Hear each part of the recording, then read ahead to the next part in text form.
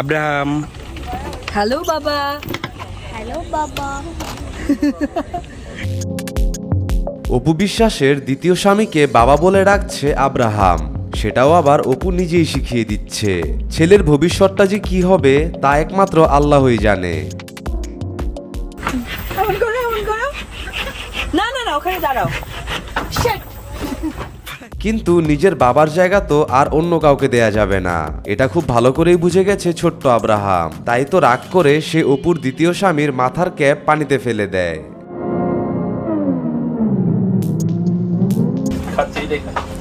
মিষ্টি খাবার কি আবার? আর কেমন না গান হয়েছে? না, গান কই নাই। অপু বিশ্বাস এখন শ্বশুরবাড়ির লোকজনকে খাওয়াতে ব্যস্ত। দ্বিতীয় স্বামীর ছোট বোনদের আপ্যায়নে এক ফোঁটাও ত্রুটি রাখেননি অপু বিশ্বাস। এটা খাও সেটা খাও, কত ধরনের ভালোবাসা যে দেখাচ্ছে।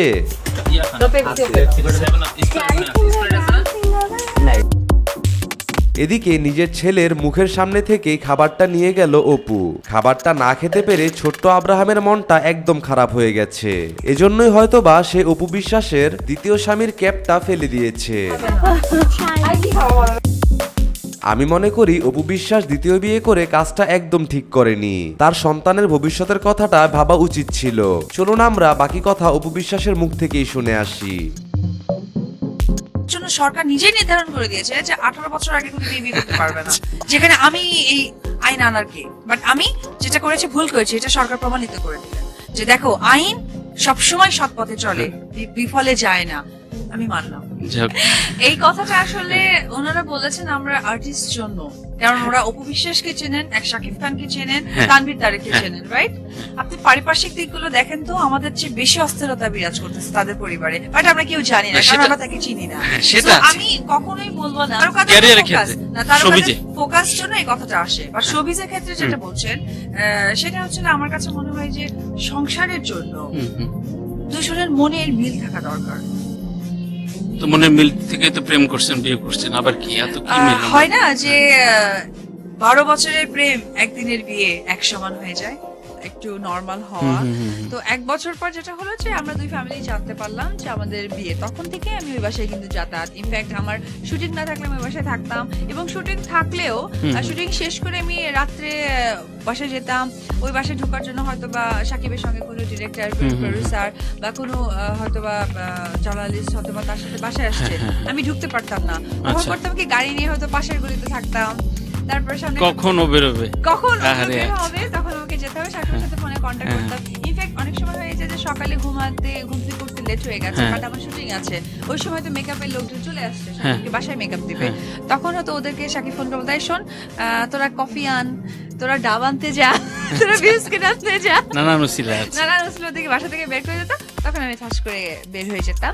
এইভাবে আসলে আমাদের দীর্ঘ 8 বছর কেটে গেছে। সেটা অনেক ধৈর্যের ব্যাপার। হ্যাঁ, আর 8 বছরের গোপনীয়তার ব্যাপারটা হচ্ছে যে ভাইয়া আমাদের সাথে তো অনেক লোভী ছিল টাকার, বিকজ বিগত দিনে দেখেন আমি আর সাকিব সিনেমা করেছি হিউজ, যে ইনফ্যাক্ট মানে এটা আসলে বলবো না কেউ খারাপ ভাবে দেখুক, আমার নামও মনে নেই যে আমি কত সিনেমা করেছি, বাট আমার সংখ্যা মনে আছে যে আমি 70টা সিনেমা সাকিবের সাথে করেছি। Huge amount. এটা আন্দাজ কিন্তু অলমোস্ট পিপল জানতেন না, আন্দাজ তো আমরাও সেটা ইন্ডাস্ট্রিতে ওরকম কেউ জানতেন না, বাট আমাদের বিয়ের সাক্ষী ছিলেন আমাদের মামুনুজ্জামান মামুন নামে একজন প্রডিউসার আছেন।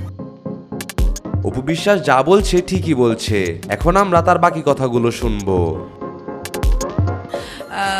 ফার্স্টে উনি প্রোডাকশন ম্যানেজার ছিলেন, সেখান থেকে প্রডিউসার হয়েছেন। তো উনি আসলে আমাদের বিয়ের মেইন উকিল বাবা বলা হয় উনি ছিলেন। আর সাকিবদের ফ্যামিলিতে সবাই জানতেন, বাট সাক্ষী হিসেবে ছিলেন মনিরুজ্জামান মনির, সে ছিলেন।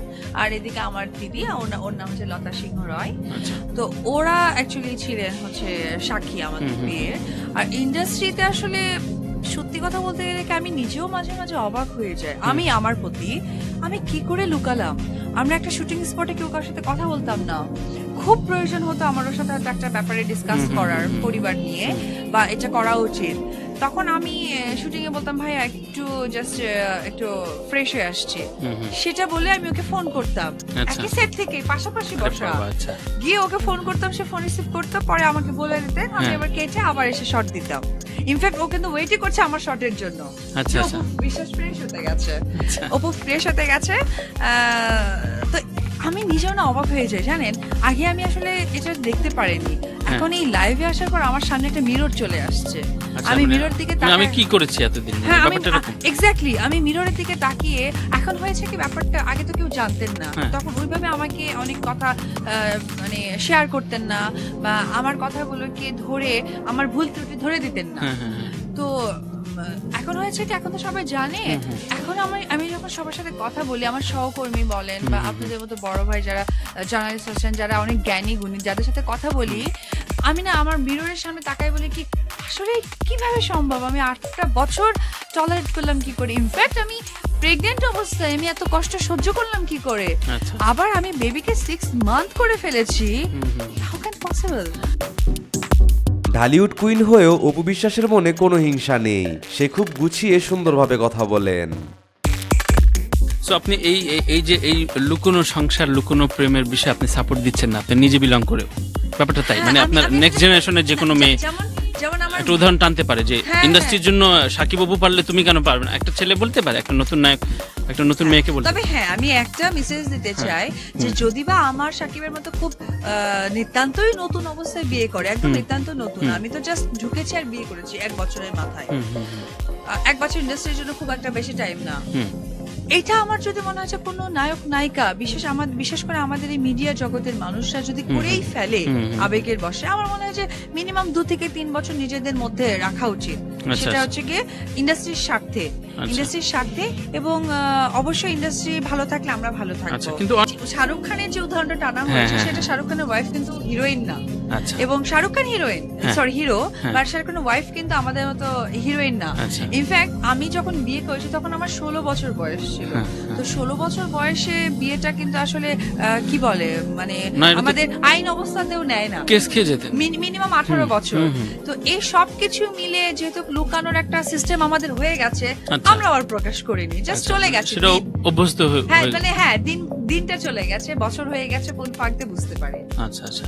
ইন্ডাস্ট্রিতে আসবে শাকিব খান যে পরিমাণের সুপারস্টার বা আর্টিস্ট, তার সাথে কাজ করাটা যে কোনো আর্টিস্টের জন্য একটা সৌভাগ্যের বিষয়, এবং সেটা হয় কি যে ইন্ডাস্ট্রিতে একটা মানুষ, প্রত্যেকটা মানুষের কাজের একটা লাইমলাইট চাই, যেটা শাকিবের সাথে কাজ করলে কিছুটা 80% শিওর হওয়া যায়। আপনার তখন তো একটা নতুন মেয়ে বা মডেলিং থেকে যারা আসছে, ও তো জানে না যে আপনারা স্বামী স্ত্রী, কিন্তু পাত্তা দিল না সেট, না আসলে ওর জন্যই তো আমি চান্সটা পাচ্ছি না, মানে ব্যাপারটা আপনি একটু খোলাসা বলেন তো মেয়েদের এই বিষয়গুলো, বা আপনি খুব ঘরোয়াভাবে সাকিবকেও তো দেখছেন যে সাকিবকে কতটা যন্ত্রণা দিচ্ছে বা কতটা চাচ্ছে, বা একটু সুযোগ দাও।